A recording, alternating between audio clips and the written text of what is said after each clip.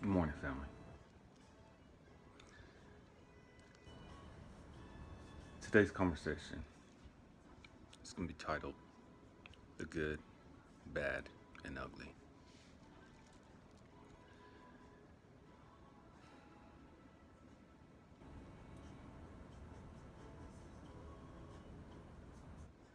A while back, years back, about 24 years ago,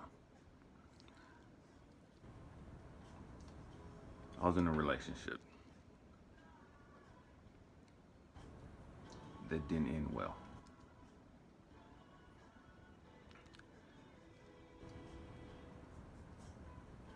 I had a young lady that chose to leave the relationship. She wanted to be with somebody that had a lot more money than what I had to offer.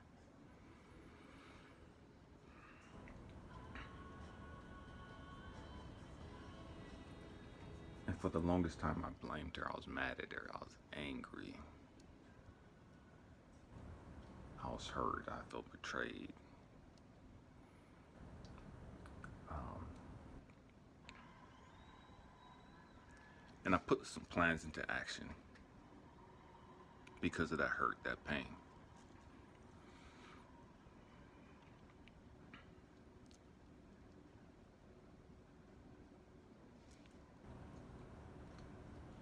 The good, the bad, the ugly.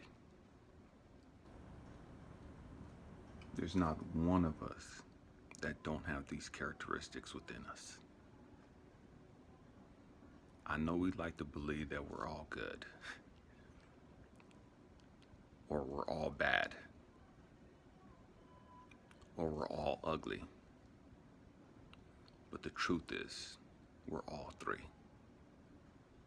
The good, bad, and ugly. 1996. I met the good, the bad, the ugly. Talking about this young lady.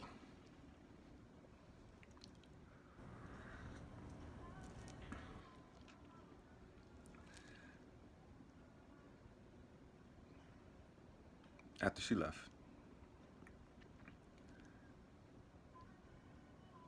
I went and somebody had dropped a cell phone.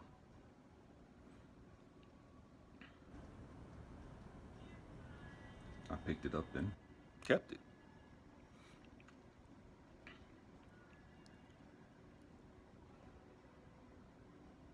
In 1996, cell phones were new. They just came out maybe 95, 94 time frame. Maybe even 96, I'm not sure, I don't remember. Anyways, 1996, I was living in San Pedro, Los Angeles, California. I had a sister that lived in Riverside, California. And from Los Angeles to Riverside was considered long distance phone call.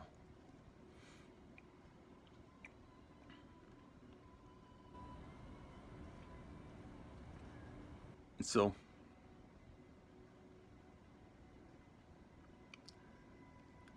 took the cell phone, went to my apartment,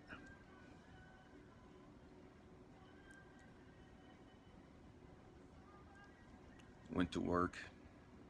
I was in the Air Force at the time. Told them my back was hurting. They gave me some Tylenol 3 with codeine, some Darvocet, and Vicodin.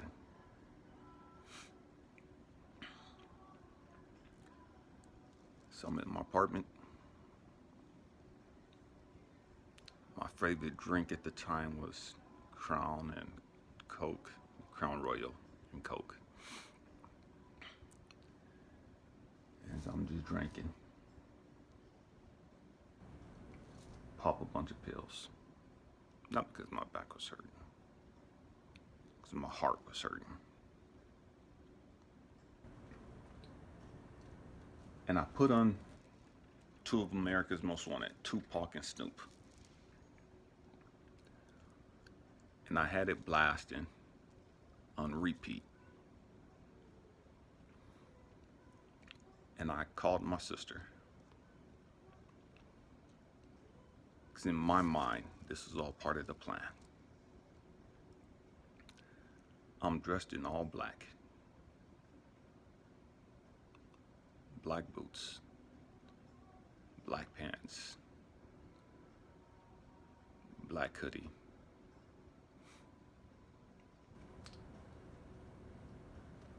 Have black gloves. And my crossbow. I'm getting ready to go on a mission. But I need an alibi.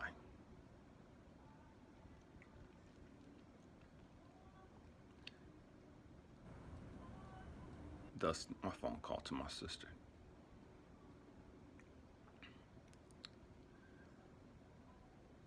And the plan was, I would call her from my house phone.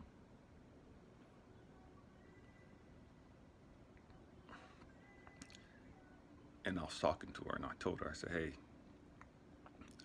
I'm getting ready to go do something. Got the drink in one hand, the phone in the other. And I'm leaning up against the wall with one of my feet up against the wall, supporting me. And a crossbow at my foot. I said, don't hang up don't hang up your phone.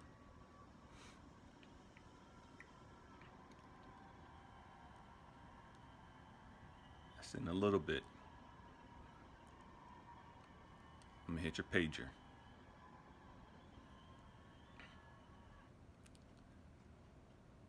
When I hit your pager, that's your cue to go ahead and hang up. And your pager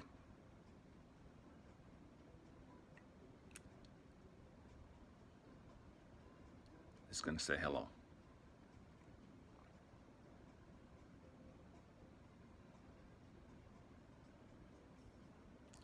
My sister starts crying. I didn't care about her tears or her crying.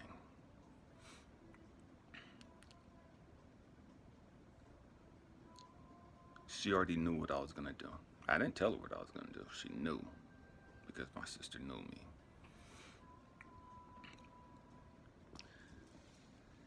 My sister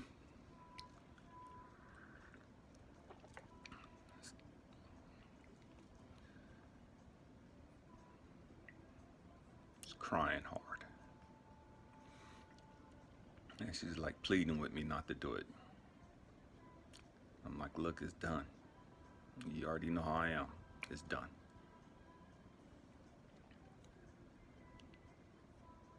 And my sister says the one thing that no one else could ever have said to me. My sister tells me,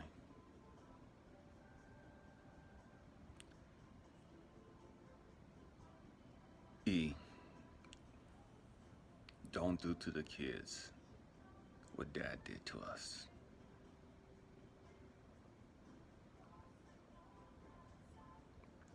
Think about the kids.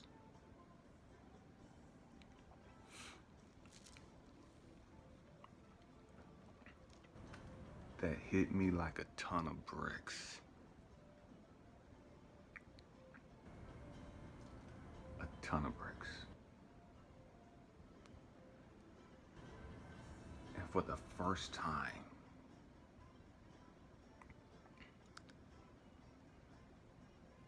I was stuck. I don't even remember anything else.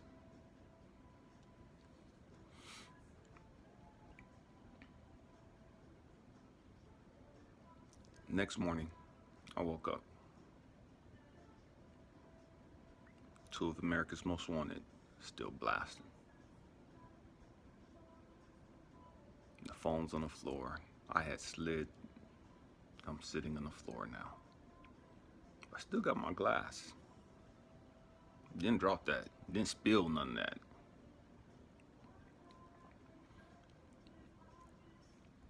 I still got the glass in my hand. It's as if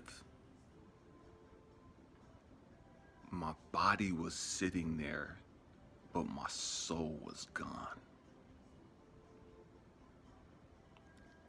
And as if my soul just came back to my body. And I woke up in that state.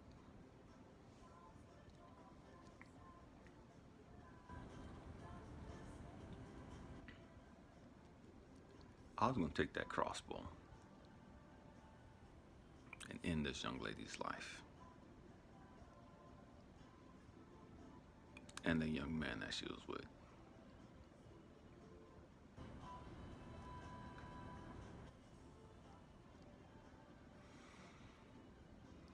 Why am I sharing this story? Because it doesn't make me look good. But it's real.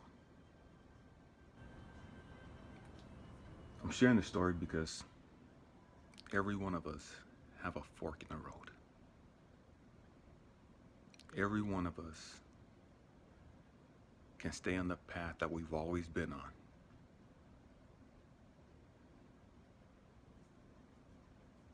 Or we could take a new route. It is at that moment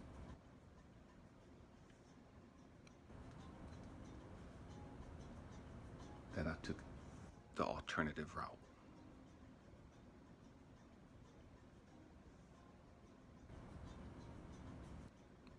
I hated my dad so much that I spent $800 at the time to legally change my name. I didn't want to be anything like him. And in this moment, I realized that I almost did the exact same thing that he did.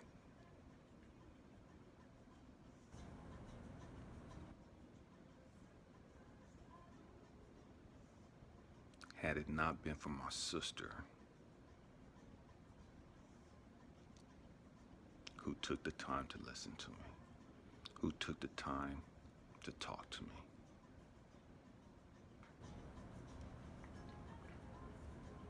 How many people have reached out to you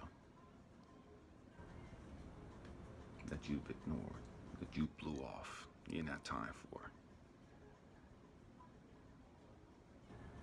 And they've done something destructive.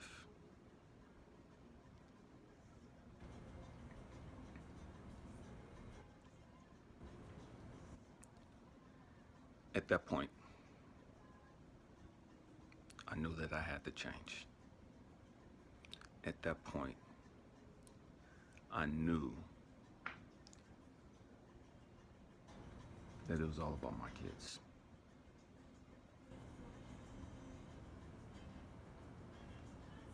At that point,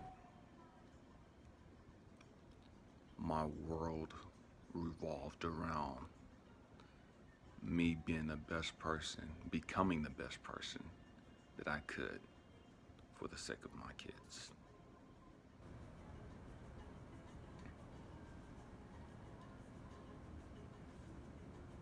At that point,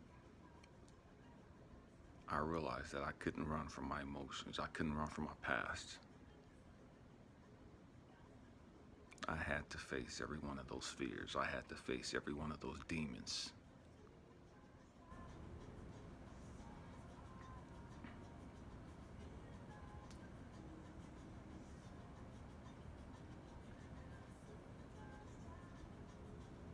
The rest is history.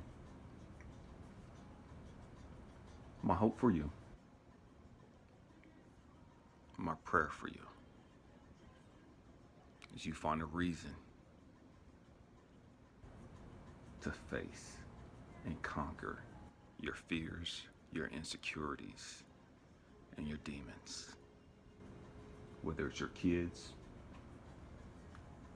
whether it's a relative that's passed on, whatever the reason is, it doesn't matter. Find a reason. I love you guys. Peace.